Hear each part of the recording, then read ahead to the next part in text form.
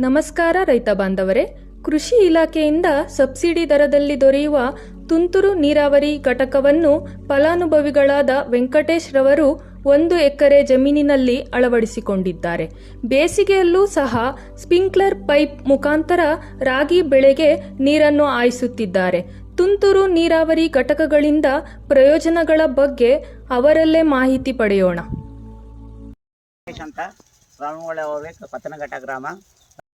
ನಾವು ರಿಯಾಯಿತಿ ದರದಲ್ಲಿ ಕೃಷಿ ಇಲಾಖೆ ವತಿಯಿಂದ ಸ್ಪ್ರಿಂಕ್ಲರ್ ಸೆಟ್ ಅಂತ ತಗೊಂಡಿದ್ದೀವಿ.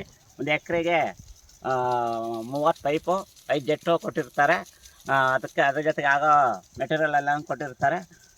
ಇದರಿಂದ ಹೊರಗೆ ತಗೊಂಡ್ರೆ ನಾವು 20-25 ಸಾವಿರ ರೂಪಾಯಿ ಆಯ್ತದೆ. ನಮ್ಮ ಕೃಷಿ ಇಲಾಖೆಯಿಂದ ತಗೊಳ್ಳೋದ್ರಿಂದ 4,140 ರೂಪಾಯಿ ಬೀಳ್ತದೆ. ಅದರಿಂದ ನಮಗೆ ಉಪಯೋಗ ಆಯ್ತದೆ. ಮಳೆ ಇಲ್ದವ್ರೂ ಫಸಲು ಬೆಳಿಬೋದು. ಹೊರಗೆ ತಗೊಂಡ್ರೆ ಜಾಸ್ತಿ ವೆಚ್ಚ ಬೀಳ್ತದೆ. ಕೃಷಿ ಇಲಾಖೆಯಿಂದ ತಗೊಳ್ಳೋದ್ರಿಂದ ರಿಯಾಯಿತಿ ದರದಲ್ಲಿ. ಇವಾಗ ನೀವೇ ನೀರಾಯಿಸೋದಾದ್ರೆ ಬೆಳೆಗಳಿಗೆ ಯಾವ ರೀತಿ ಕಷ್ಟಗಳನ್ನ ನಾವೇ ನೀರು ಹಾಯಿಸ್ಬೇಕಾದ್ರೆ ರೈತರು ಭಾರಿ ಕಷ್ಟ ಬೀಳ್ಬೇಕು.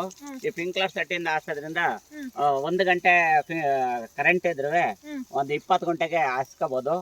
ಆದ್ರಿಂದ ಏನ್ ತೊಂದರೆ ಇಲ್ಲ, ಸಮಯ ಉಳಿತಾಯ ಆಯ್ತದೆ. ರೈತರಿಗೆ ಶ್ರಮನೂ ಕಡಿಮೆ ಆಯ್ತದೆ. ಶ್ರಮನೂ ಕಡಿಮೆ ಆಯ್ತದೆ. ಮಳೆ ನೀರು ಬಿದ್ದಂಗೆ ಬೀಳ್ತಾ ಇರ್ತದೆ.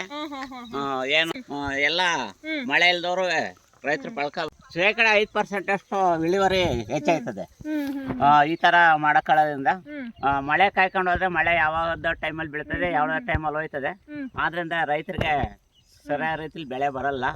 ಇದು ಮಳೆ ಇಲ್ಲೋ ಟೈಮಲ್ಲಿ ಸ್ಪ್ರಿಂಕ್ಲರ್ ಹಾಕೊಂಡು ಬೆಳೆಯೋದ್ರಿಂದ ಹೆಚ್ಚು ಇಳುವರಿ ಪಡೆದುಕೋಬಹುದು. ಕೃಷಿ ಇಲಾಖೆಯಿಂದ ಸಬ್ಸಿಡಿ ಕೊಟ್ಟಿದ್ರು.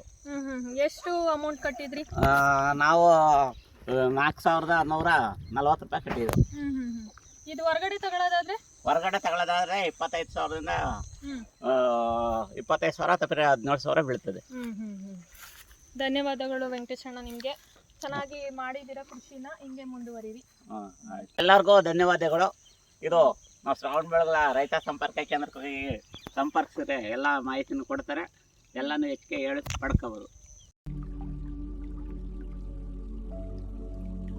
4,139 ರೂಗಳಿಗೆ ದೊರೆಯುವ ತುಂತುರು ನೀರಾವರಿ ಘಟಕವನ್ನು ಸಹಾಯಧನದಲ್ಲಿ ಪಡೆಯಲು ಒದಗಿಸಬೇಕಾದ ದಾಖಲಾತಿಗಳ ವಿವರ: ಅರ್ಜಿ, ಪಾಣಿ ನಕಲು ಪ್ರತಿ, ಆಧಾರ್ ಕಾರ್ಡ್ ನಕಲು ಪ್ರತಿ, ಬ್ಯಾಂಕ್ ಪಾಸ್ಬುಕ್ ಜೆರಾಕ್ಸ್ ನಕಲು ಪ್ರತಿ, ನೀರಾವರಿ ದೃಢೀಕರಣ ಪತ್ರ, 1 ಫೋಟೋ, ಛಾಪಾ ಕಾಗದ ಇವುಗಳನ್ನು ಜಮೀನಿಗೆ ಸಂಬಂಧಪಟ್ಟ ರೈತ ಸಂಪರ್ಕ ಕೇಂದ್ರಗಳಿಗೆ ಸಲ್ಲಿಸಬೇಕು.